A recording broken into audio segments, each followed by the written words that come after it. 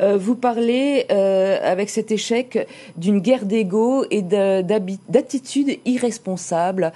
C'est votre constat ? Effectivement, on a constaté que pour faire chuter le gouvernement loyaliste, les indépendantistes ont su se mettre d'accord. Mais maintenant qu'il s'agit de diriger le pays, on assiste à une véritable guerre des égos. Et le désir de pouvoir est vraiment fort, puisqu'il prend le pas sur la gestion des institutions, la gestion du gouvernement, et il préfère même laisser la gestion de la crise sanitaire à un gouvernement loyaliste et laisser la gestion du budget à l'État. Alors sur la gestion sanitaire, nous on est plutôt satisfaits parce que Thierry Santa, loyaliste, fait un excellent travail sur la gestion de cette crise.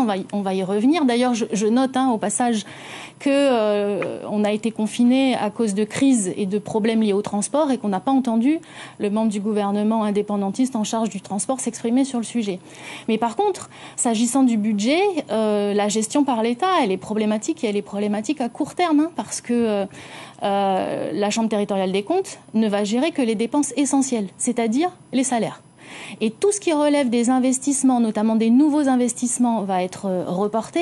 Tout ce qui relève des aides, des subventions dont le domaine de la culture, du sport ont réellement besoin, ne va pas avoir lieu. Donc c'est vraiment problématique. Mais quelle solution alors pour débloquer la situation ? Mais écoutez, les indépendantistes nous ont mis dans le mur, c'est à eux de nous en sortir maintenant. C'est eux qui ont provoqué cette situation. Et moi, vraiment, ce qui m'interpelle, c'est comment n'ont-ils pas réussi à se mettre d'accord à un chouïa du pouvoir, alors que c'est ce qu'ils attendent depuis 30 ans. Et vraiment, ça doit nous interroger parce que si la Nouvelle-Calédonie était indépendante demain, qu'aurait-il fait ? Moi, j'ai vraiment l'impression que les indépendantistes, finalement, semblent plus accorder d'importance au pouvoir, finalement, qu'à l'indépendance du pays. Donc, vraiment, cette situation, cette attitude irresponsable, elle nous interroge.